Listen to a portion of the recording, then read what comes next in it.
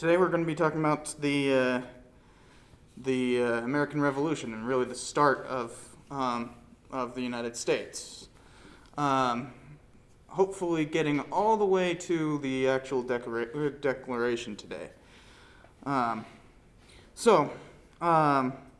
First things first, we left off talking about the French and Indian Wars, which left the colonies looking like this, where you have a very clear proclamation line that is supposed to stop settlers from going across the Appalachians and disturbing what was called the Indian Reserve.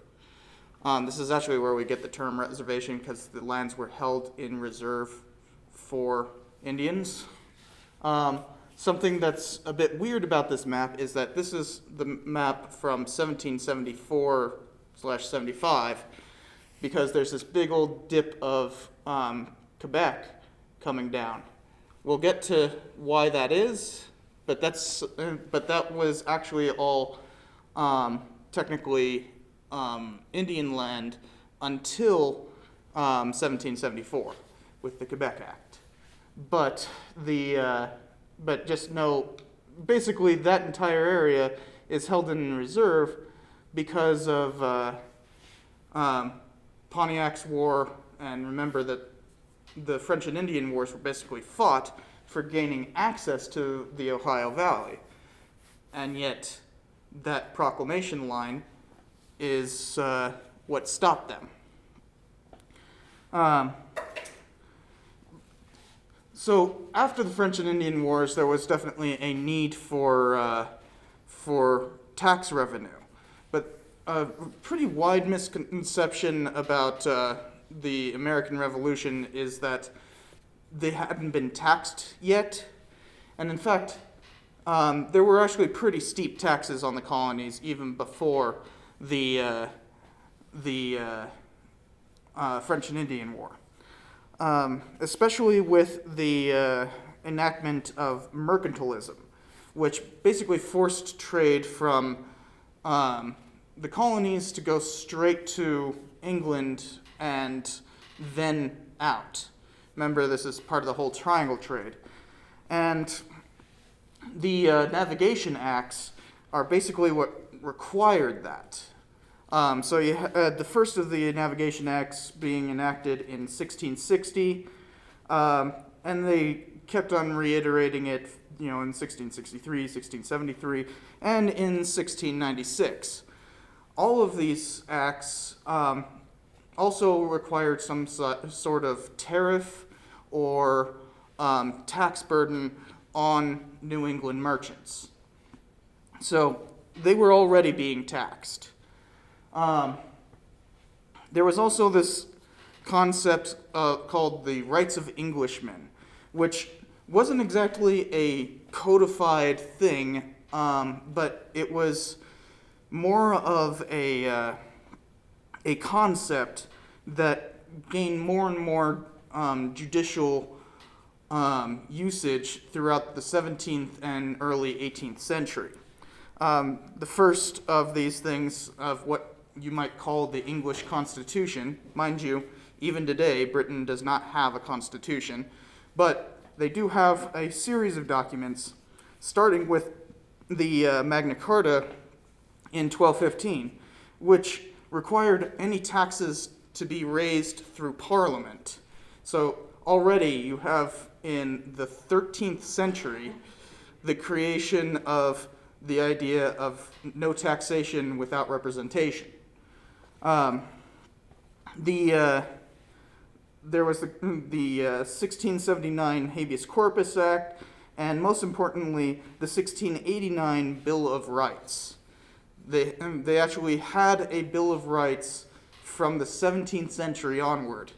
But increasingly, that was ruled to not apply to colonists, because the colonies were not England. In the Bill of Rights is the actual term, no taxation without representation. So these are things that the colonists considered fundamental rights, that they had had it for centuries. and that that if there is no local representation, then there is no right to raise taxes. Notice that the Navigation Acts are not exactly raising taxes on locals, it's forcing trade to go through England and thereby enacting taxes that way. So you could argue that that wasn't taxation without representation. But because of the 7 Years' War, there was massive debt. Remember that the British had doubled their national debt because of the 7 Years' War. So first came the Proclamation Line in 1763 that basically negated the whole purpose of the French and Indian War in the colonies by holding all of those lands as reserve for Indians. But you also had the raising of new taxes. So in 1733, they had actually created the Molasses Act, which was basically a tax on any kind of sugar goods.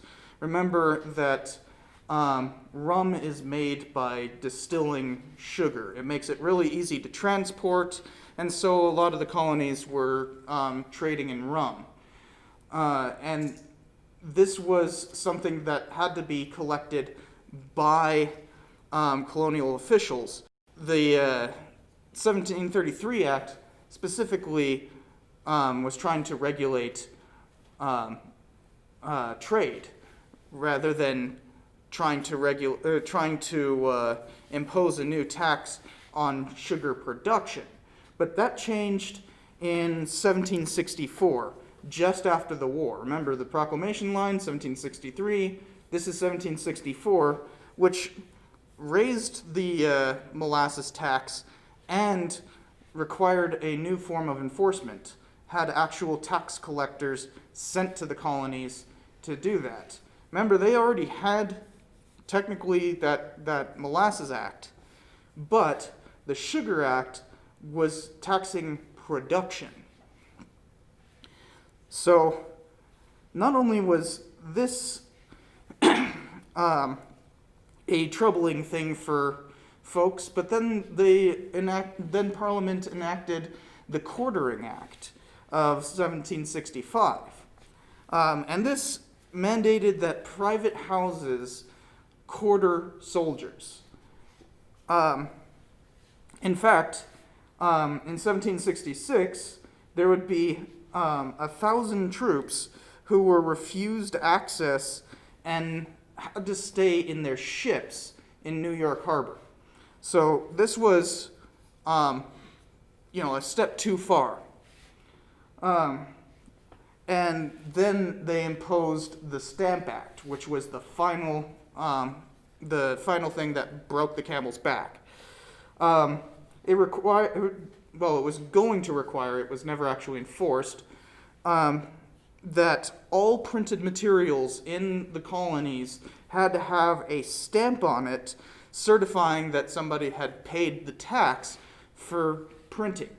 So literally, all printed materials would be taxed. And this was a step far too far because, to do any kind of business, you need to be using printed materials. So suddenly, that's a huge tax burden. And the colonies did not exactly like that.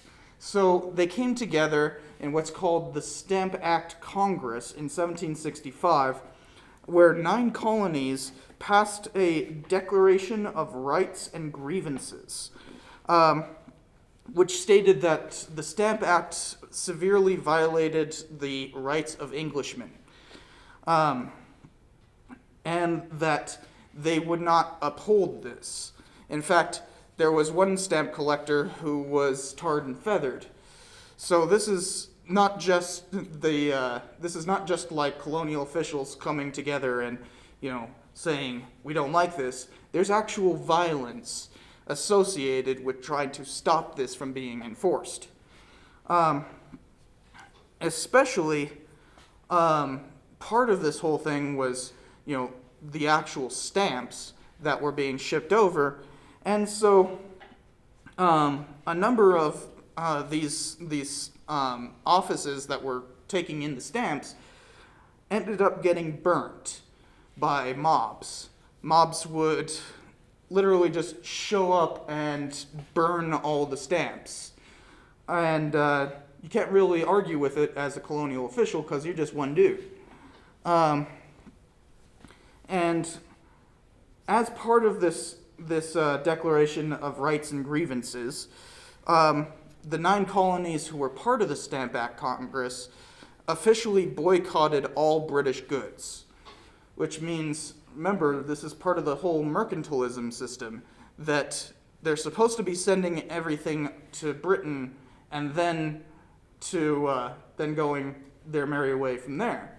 Instead, now they're engaging in smuggling, specifically with the Spanish, so that they can get their manufactured goods. So this is kind of cutting off Britain from everything that Britain needed in order to pay off those debts that they incurred from the 7 Years' War. The boycott was pretty effective, and Parliament ended the Stamp Act before it could even be implemented. But when Britain enacted the Declaration Act of 1766 in direct response to the colonies' Declaration of Rights and Grievances, the Declaration Act also specifically stated that the colonies were not to the no taxation without representation. Basically, Parliament backed off on the Stamp Act, but said, hey, we can do it if we want.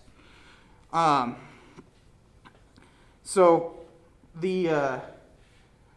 what they presented in the Declaration Act was this idea of virtual representation, that even though the colonies did not have official parliamentary members, that Parliament still made up representation through basically lordship. Some of the colonies are still proprietary, some of the colonies are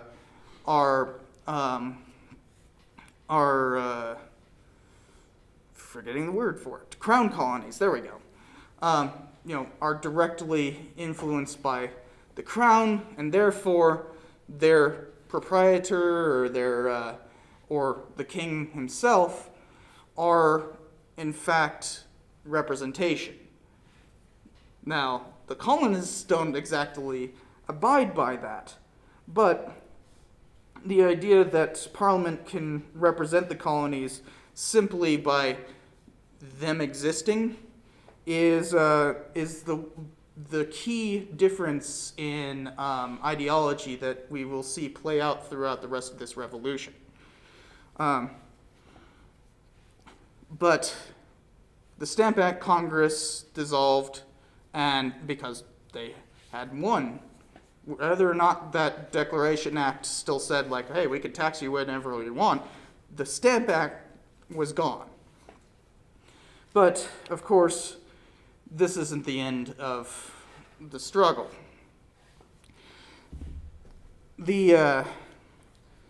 There continued to be fights throughout the 1760s and 1770s that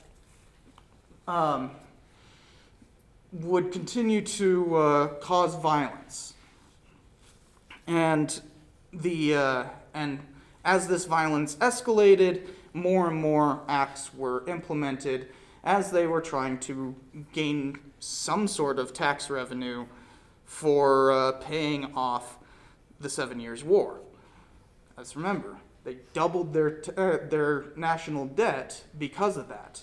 But you can already see, because of the Stamp Act Congress of 1765, that there's a very real difference in how the colonists see themselves from how Parliament wants to see them.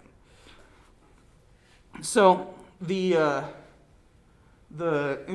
in 1765 there was a series of mob violence associated with the taxation, and a number of people went out to the countryside, basically violating that whole proclamation line where they're holding Indian land in reserve, and because they can't have any form of government legally, they start forming what were called regulators. These regulators we would call today vigilantes. Now, the difference between like a superhero kind of vigilante or, and this is that these folks are trying to form their own extra-legal government. They're basically forming their own, what would later be called vigilance committees, where a group of people come together and say, we don't like these crimes, and this particular person has been committing these crimes, and we will vote to lynch that guy. And in fact, this is the beginning of what will be eventually called lynching. And it's purely to try to get away from the British government and start getting into that land. But of course, the British government didn't exactly like the... there's a lot of noise going on out there. Didn't exactly like the idea of these extra-legal governments. And so, in 1768, the Carolina government officially proclaimed that this was illegal. And so the regulators decided to attack a courthouse. Now, this had a lot to do with corruption in the Carolinas, because there was a lot of judicial bribery and whatnot. But basically, these guys wanted to have their own court system outside of the court system. So, of course, them attacking a courthouse is rather symbolic. Nobody was hurt, but the courthouse was a victim of arson. This riot spread throughout the Carolinas and continued to have minor fights, minor skirmishes between regulars and the regulators all the way until 1771. In fact, the regulars weren't really organized to deal with all of this for 2 years. In 1770, they finally got around to trying to stop all of this skirmishing between regulators and colonial forces. And so in 1771, at the Battle of Alamance, the War of Regulation was finally put down. The rebellion was stopped. But you can see this is already some severe violence starting in 1765 all the way to 1771. And there would be more of these regulators starting during the actual War of Independence. In fact, some of the most brutal fighting happened in the backcountry of the Carolinas.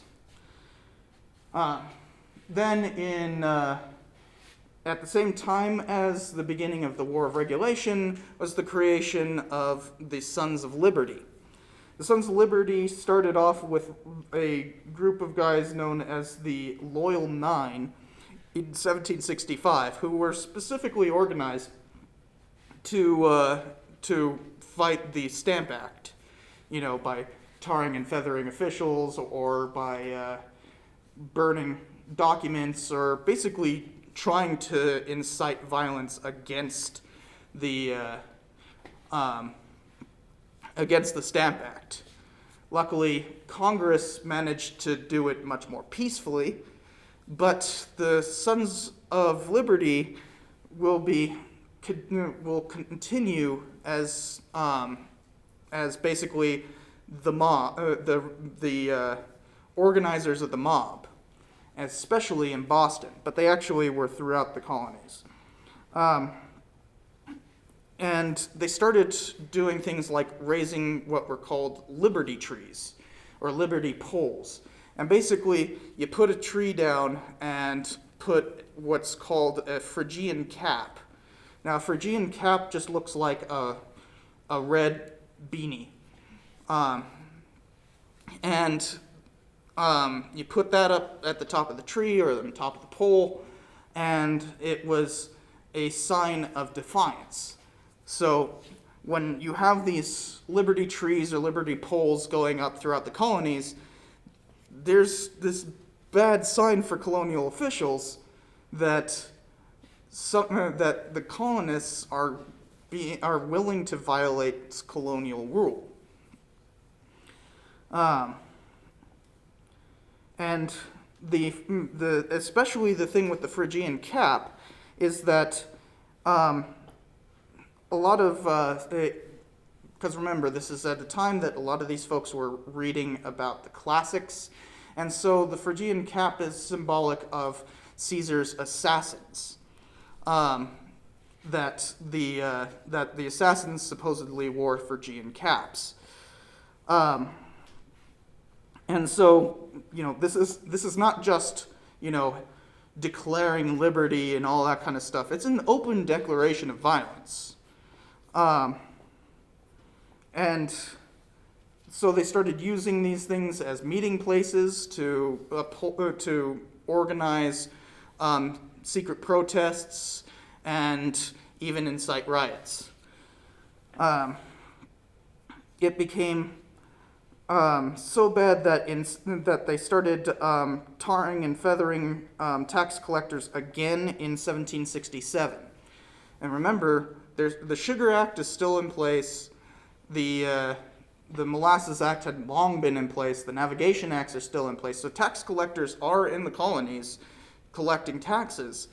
And now you've got this secret group tarring and feathering tax collectors.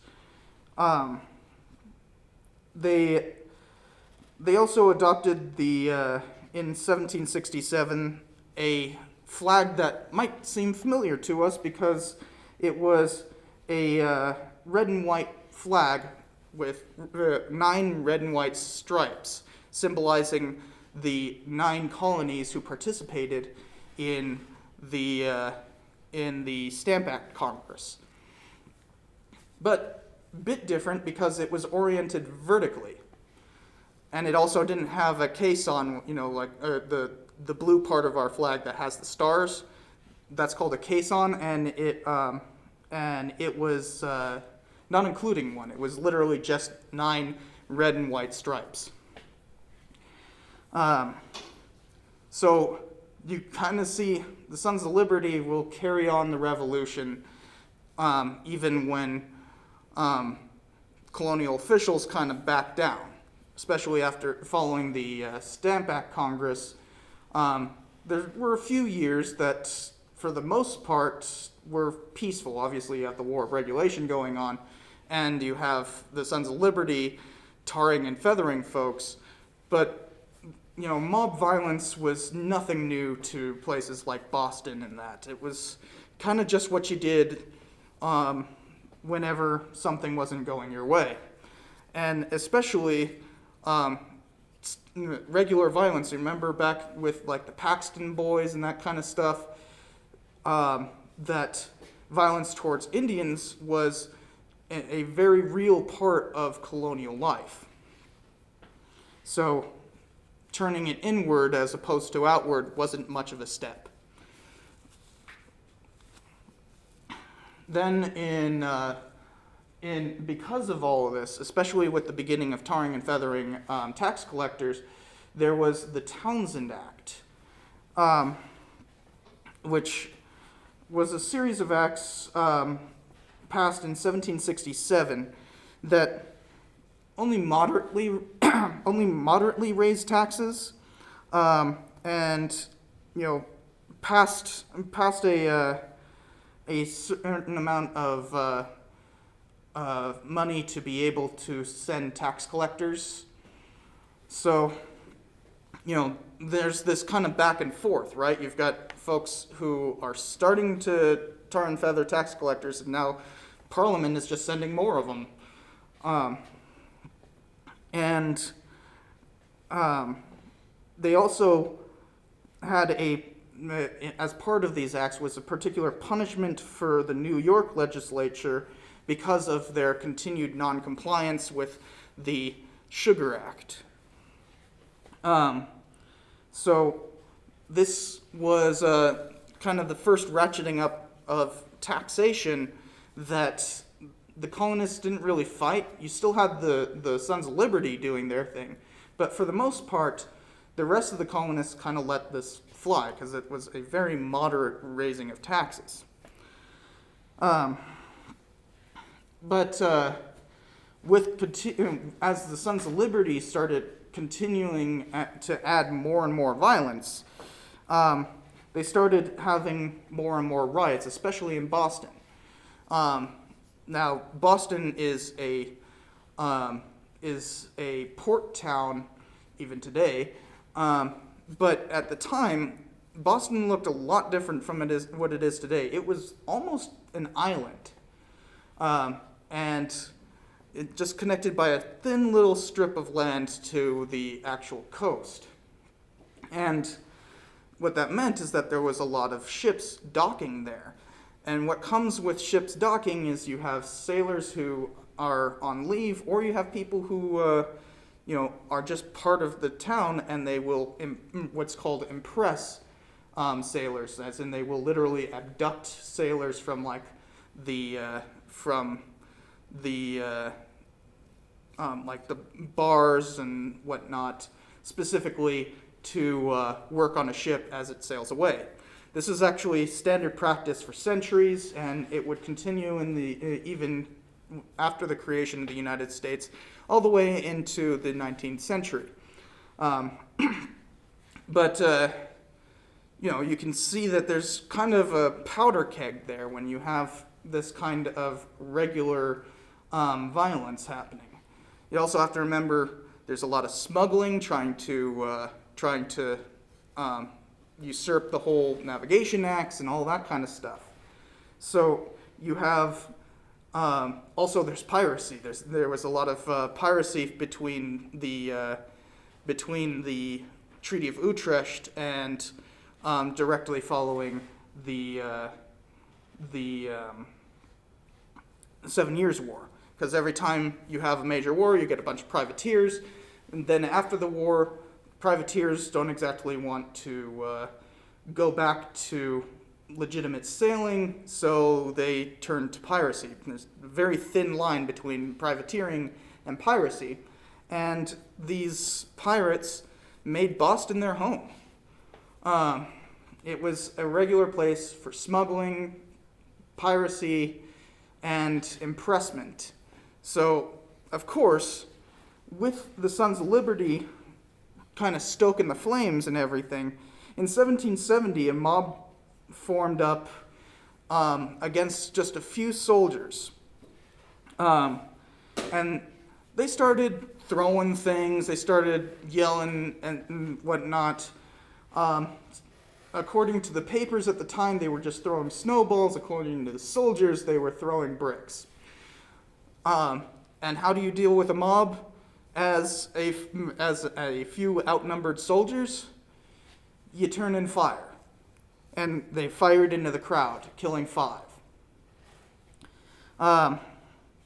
In fact, the first of these people who were killed was a young boy who was both black and Indian, who was often said to be the first casualty of the American Revolution. Obviously, 1770 is not the actual War of Independence. It's 5 years off, but it's kind of symbolic. This guy's name was Crispus Attucks. Now, How do we know that he's the first casualty? We don't. Once again, it's just symbolic. But this was portrayed as a massacre. It's known as the Boston Massacre. And they're just trying to put down a riot, which was actually pretty standard procedure at the time. The killing 5 people to put down a riot in England was, just Tuesday. But in the colonies, this is kind of seen as the real breaking point, where the Sons of Liberty finally gained traction with the rest of the colonists. But realize, we still have 5 years to go. So, in 1772, the HMS Gaspee was chasing a ship for possibly smuggling. And though the ship got away, the Gaspee set anchor near Boston, and the Sons of Liberty decided to go and raid the Gaspee, and they burnt her. Which I believe is, that's the picture right there. So, in 1772, the Sons of Liberty are very clearly going on the offensive, that they're burning, HMS means His Majesty's ship. They're burning His Majesty's ships. And they just paddle back to shore like nothing happened. And then finally you have Lord Dunmore's war in Virginia. And this was because the more settlers were trying to violate the proclamation line, and in 1774, Dunmore, the lord who was in charge of Virginia, sent regulars to support them. So you have this kind of weird thing where it's like up in up in Boston, you have very clearly this kind of dynamic of colonial officials being very much opposed by colonists. And then down in Virginia, you have people who are being supported by British officials. Remember, Virginia is a crown colony, so he answers directly to the king. And Dunmore is supporting colonists violating the king's orders. So you have this really strange dynamic. And you can see that this is all very much a powder keg, just waiting to burst. So with the creation of the 1773 Tea Act, this is where people finally kind of start seeing everything breaking apart and are willing to go well out of their way. Remember, the Sons of Liberty have been steadily gaining traction with things like the Boston Massacre and the burning of the Gaspee. But here, when the British made tea taxable, not just by saying that each batch of tea has to incur X amount of tax, but in fact, it had to come through the British East India Company. And that the colonists were only allowed to buy tea from the British East India Company. And so this was not just like an imposition of a few little taxes. This was actually imposing how people were trying to survive. Remember, this is a point in which you can't really drink water straight. You need to boil it, or you need to make beer. And part of the process of making beer is boiling water. They don't exactly know why boiling water makes things sanitary, but they do know that drinking tea is a lot simpler than having to drink beer all the time.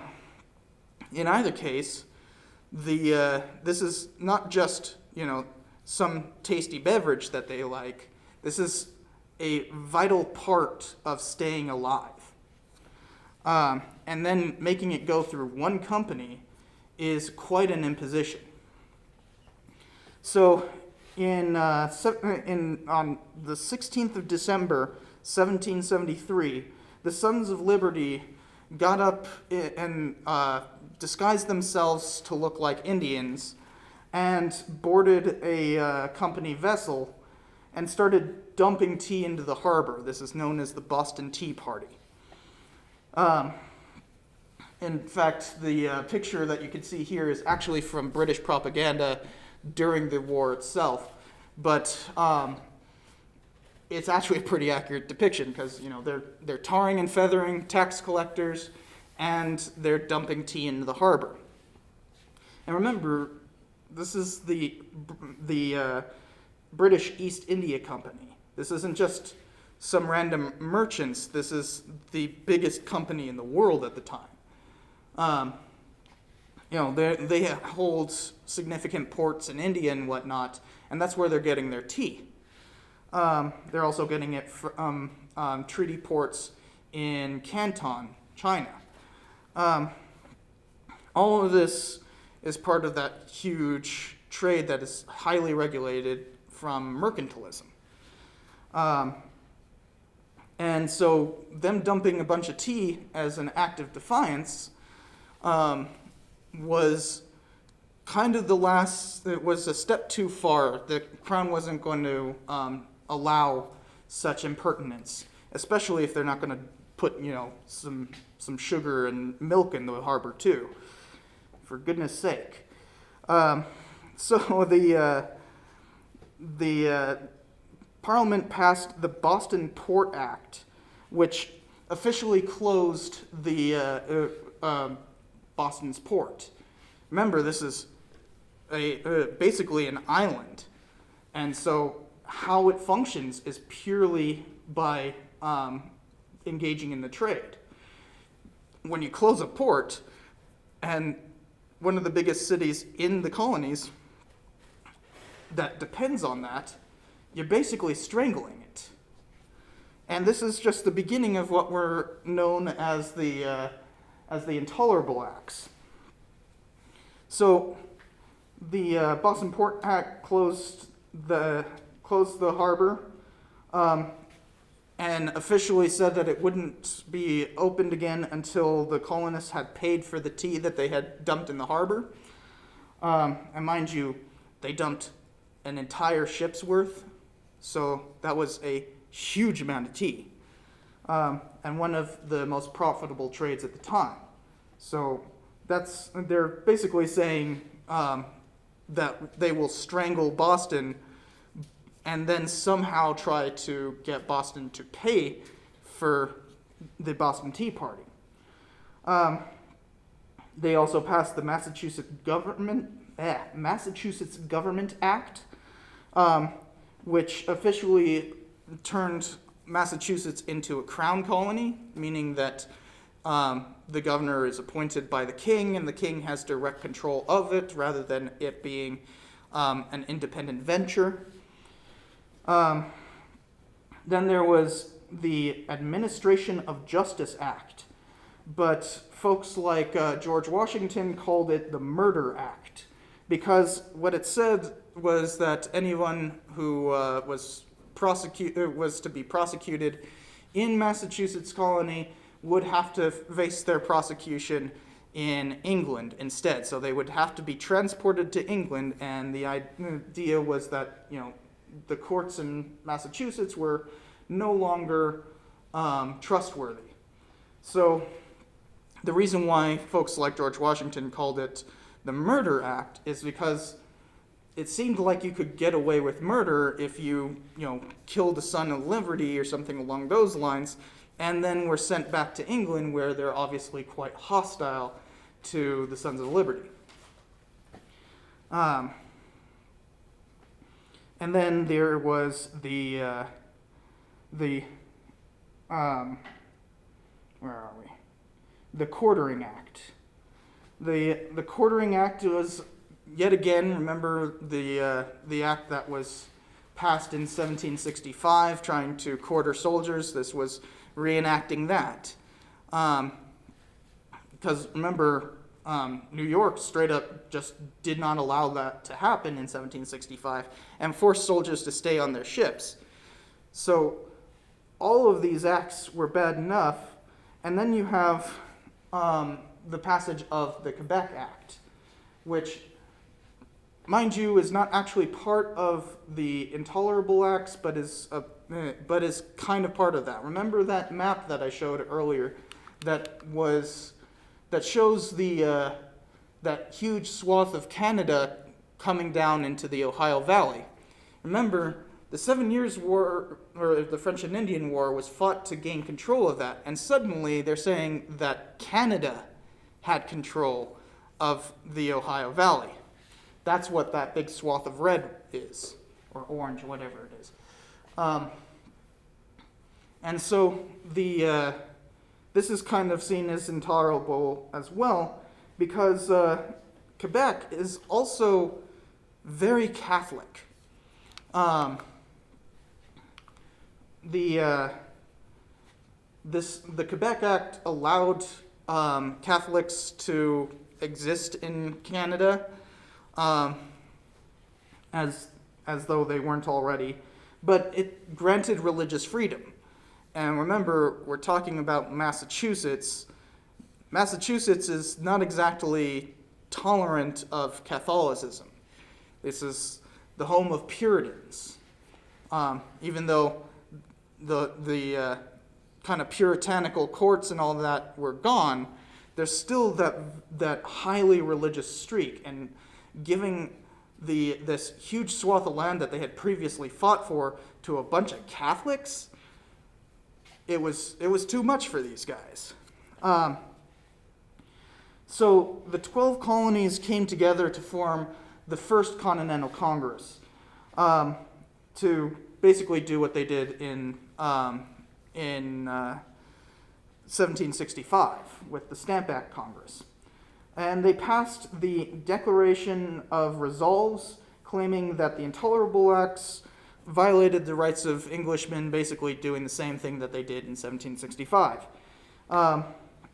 They also formed the Continental Association, which implemented a unified boycott. You know, if you're going to close Boston Harbor, we're going to close our trade with you. And so this is the first time that you have 12 colonies coming together. Remember, the Stamp Act is only 9 colonies. Even the flag for the Sons of Liberty has 9 stripes. Well, now you've got 12. So this is serious. This is serious power. And they also petitioned the king, because one of the rights of Englishmen is the right to petition. Basically, you just send a paper saying, please do this. And they petitioned the king to repeal the Intolerable Acts. Remember, the Intolerable Acts were technically passed by Parliament. The king had not given his accession to it yet. He will. So this also began a series of mob attacks on British regulars. Remember, this is Boston. A mob is just how you throw a party. A riot is just how you throw a party. So the newly appointed governor, Thomas Gage, was fearful of these attacks and noticed that they were starting to get more and more organized. They were starting to form militias. Now, colonies, all the colonies had their own militias, but these are private militias. These are not part of the colonial system. These are people who are Sons of Liberty and whatnot, forming organized militias, which is, kind of a dangerous thing, especially when you know that you're outnumbered. So Gage said, remove all the powder stores in 1774 and in and around Boston. And there's this kind of back and forth about, when you're moving things that are like military supplies, like powder, that people are wary of those militias possibly trying to take those stores while they're being moved in that. And in fact, there were a few incidents where these private militias ended up squaring off against regulars. Luckily, no one shot anything. This is 1774, and despite the Continental Congress happening and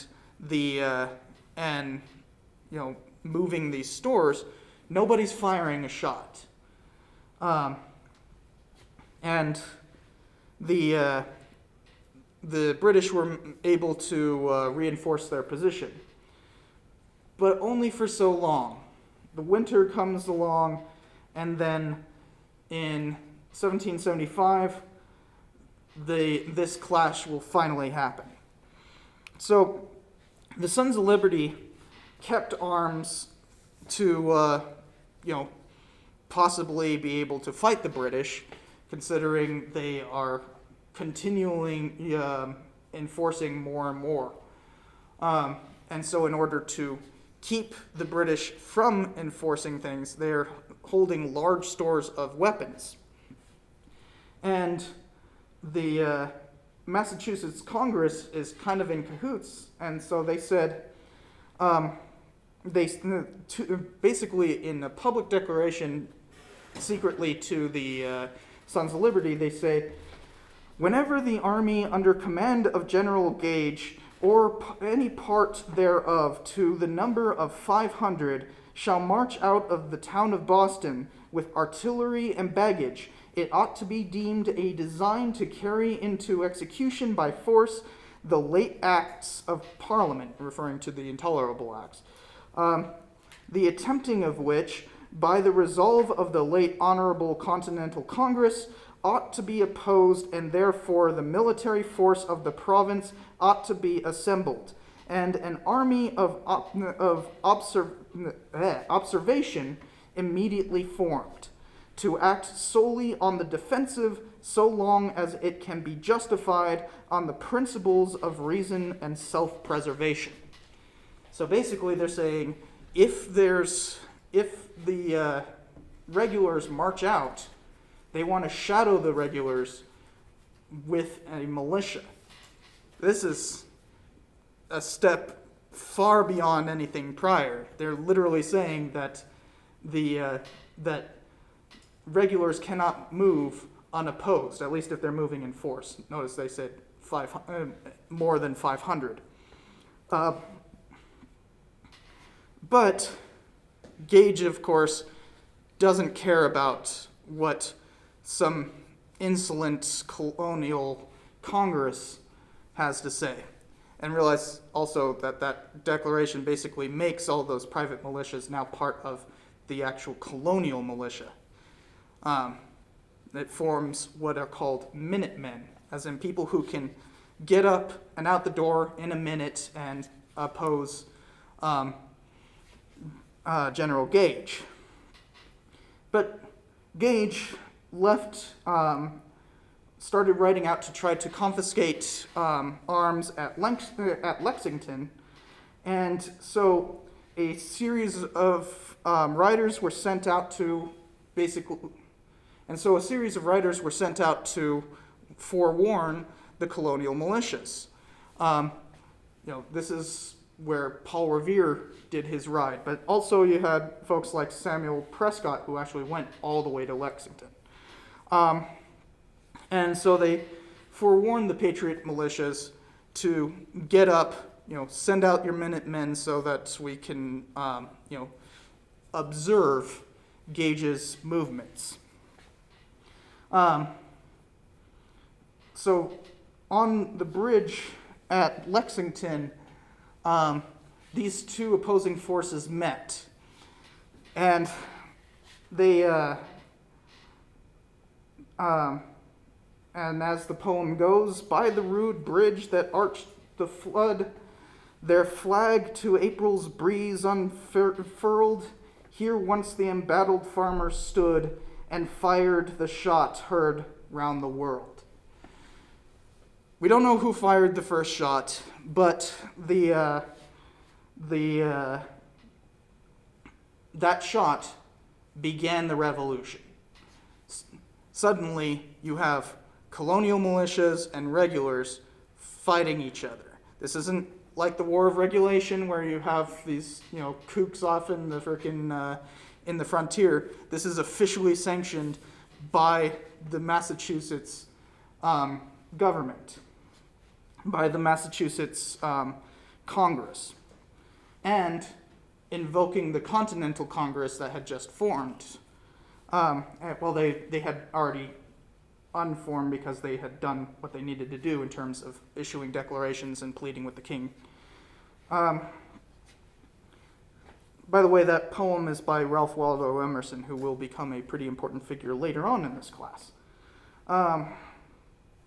And so the first engagement was at Lexington, and Gage quickly turned around and started trying to march back to Boston. He ended up at another town called Concord, and on the village green there was militias forming up, and this time we know for sure the militias shot first. But they managed to rout the British, who started running away, and then you have all those Minutemen all the way back to Boston who are just picking off the British regulars as they're trying to run back to Boston. So the Patriots kind of won the first battle, the Battle of Lexington and Concord. This is now they're trying to actually outmaneuver and fight the British.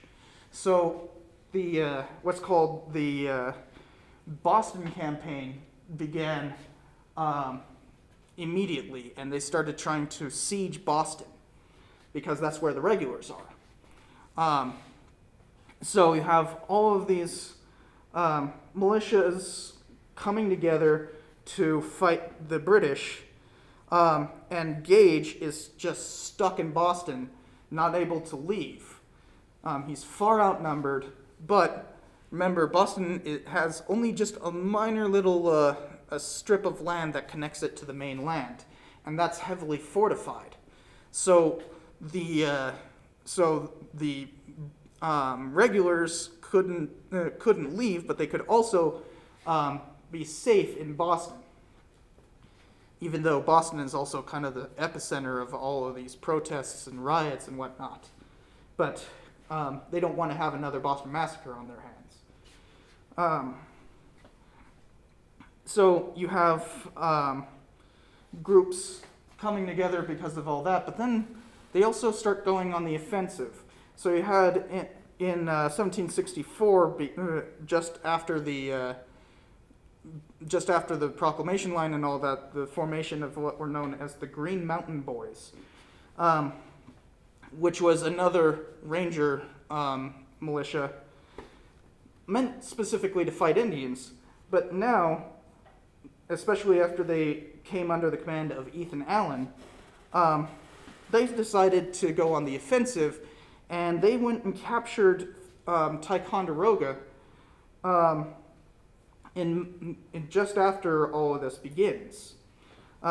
Interestingly enough, one of the people who helps Ethan Allen in command is this guy named Benedict Arnold, who will play a very interesting role in the rest of this.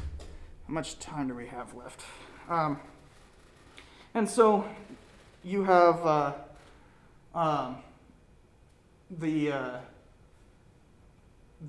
fighting in Boston culminates at the Battle of Bunker Hill, where the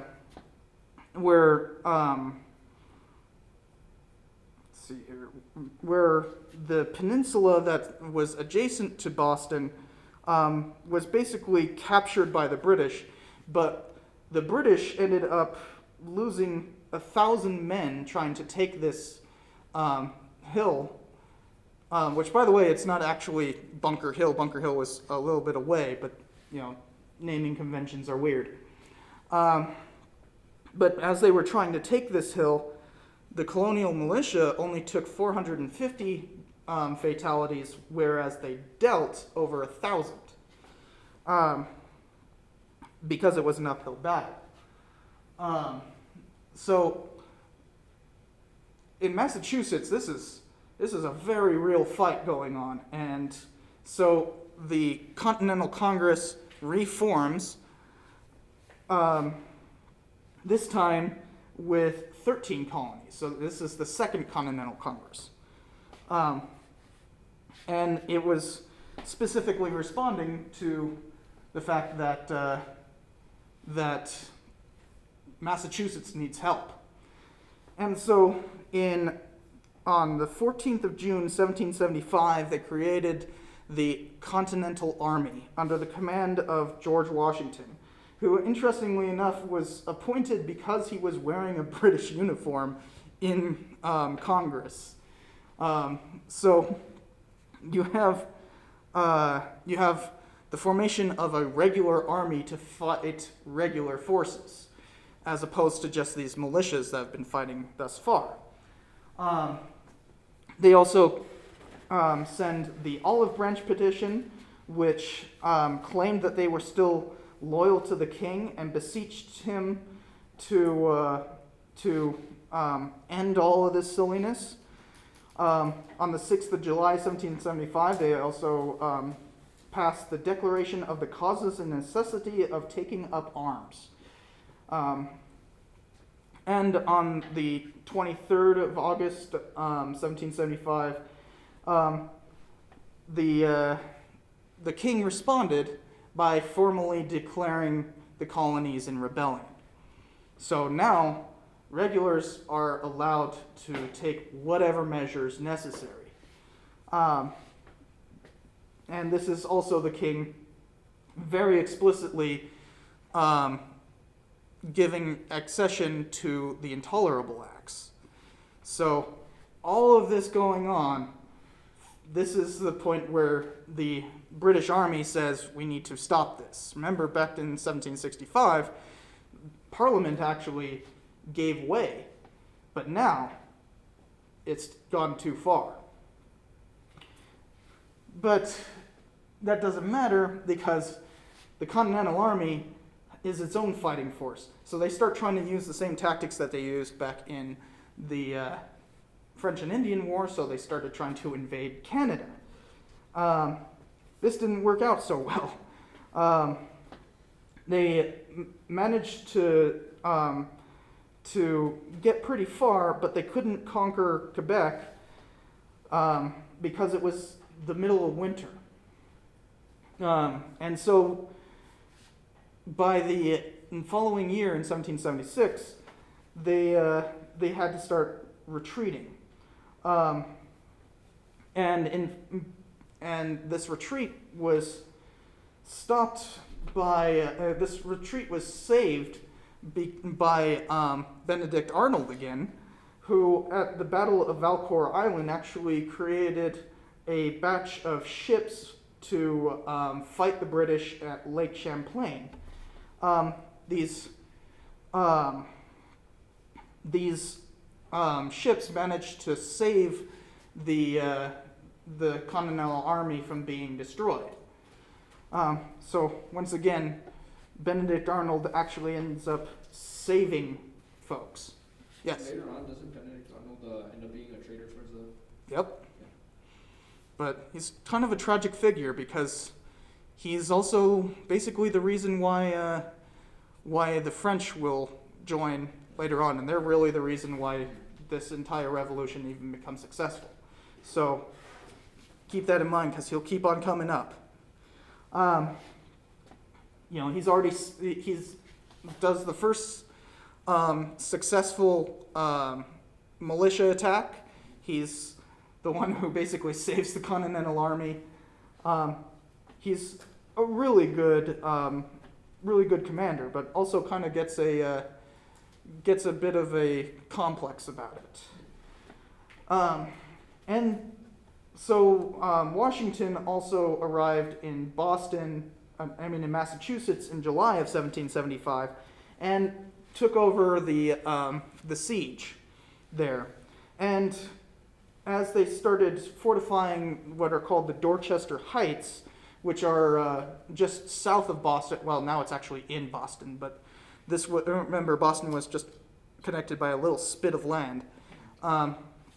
So the Dorchester Heights were fortified, and they started being able to lay siege all the way across the bay into Boston. And so on the 17th of March, 1776, the British evacuated Boston. Basically, they win. But this is the beginning of a very real change, because now you have a successful rebellion.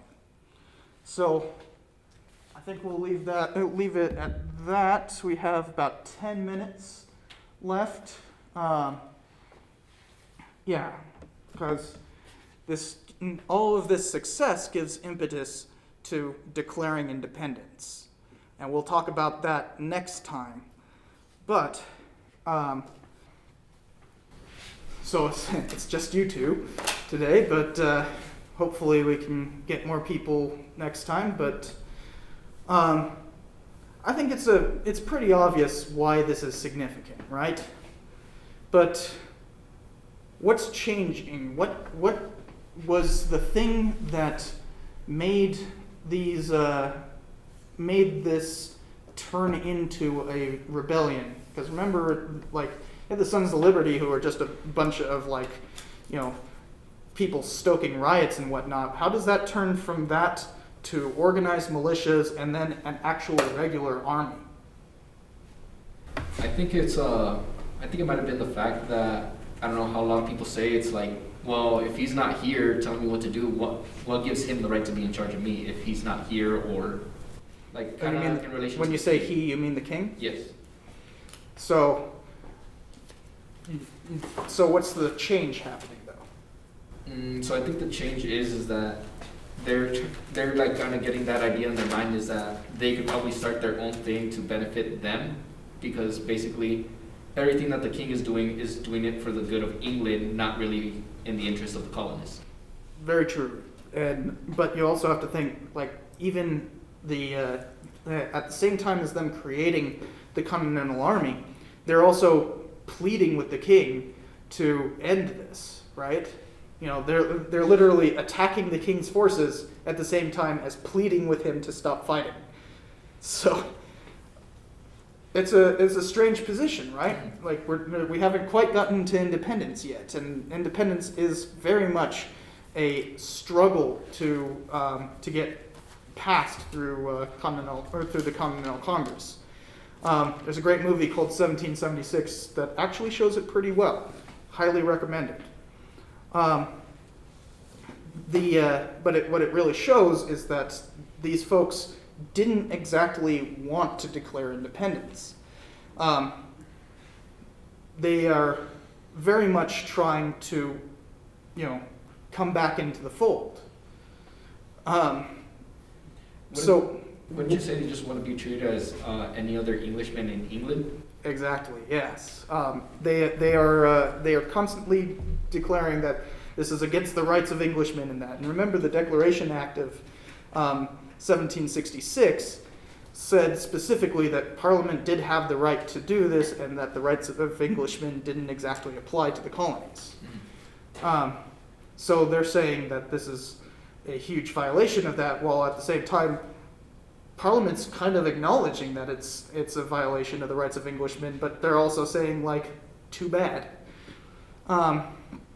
So how does that develop into actual fighting? How do we get here? Kind of, I guess just they're getting with the whole fighting thing. It's just that they're getting rid of some of the acts that others didn't want to get rid of, I guess. That they're trying to get rid of the intolerable acts, yes. But why form militias? This is kind of the fundamental issue with the revolution, right? Is that you're talking about, like, taxes and regulation and quartering acts and whatnot. Why respond with, military force to taxation? I think their mindset was that they weren't really listening to the colonists anyways. I mean, like you said, they were pleading with the crown to stop all this bloodshed and all that, and yet I don't know. It just feels like their only option was to reason with violence because that was the only thing that they were kind of exposed to. Well, yeah, especially in Boston, they're constantly rioting anyways. It's just an unruly mob is just, any other day in Boston. But they have also seen where you have, like, the Boston Massacre, where mobs get shot at. And yet, I mean, think about the context of today, right? We have riots fairly regularly right now. We have protests basically every single day, and there's very real grievances that they're talking about. Why would it not be okay for them to form militias and start attacking, the police or whatever? I realize police didn't exist at this point. I feel like they don't want to accept the higher power of what they feel like they're almost being controlled. Well, they are being controlled, right? They're very much, Parliament is basically saying you don't have rights. But still, what is the point where, they start forming militias? We read that act by the Massachusetts Congress saying, whenever the army under command of General Gage goes out, we'll shadow you. That's a very open declaration of like, we're ready to fight. What is the breaking point? There isn't really a breaking point, is there, right? No. It's just kind of this steady buildup, right? Yeah. That, one act of violence begets another act of violence, and it just keeps building. There is no real point where it's clear that, like, suddenly now you have militias. It's like, no, the militias were there all along. It's now that you have, like, private militias, but the private militias aren't really that different from regular militias. They're just not officially affiliated with the Congress until then suddenly they are. Yeah. There's no clear point, right? So keep that in mind when we're talking about the rest of the revolution, that this didn't start off as like, Lexington and Concord happened because X, Y, and Z. It's this long buildup. And I think that's about, so we don't have much time. Any other questions? All right, well, have a good day.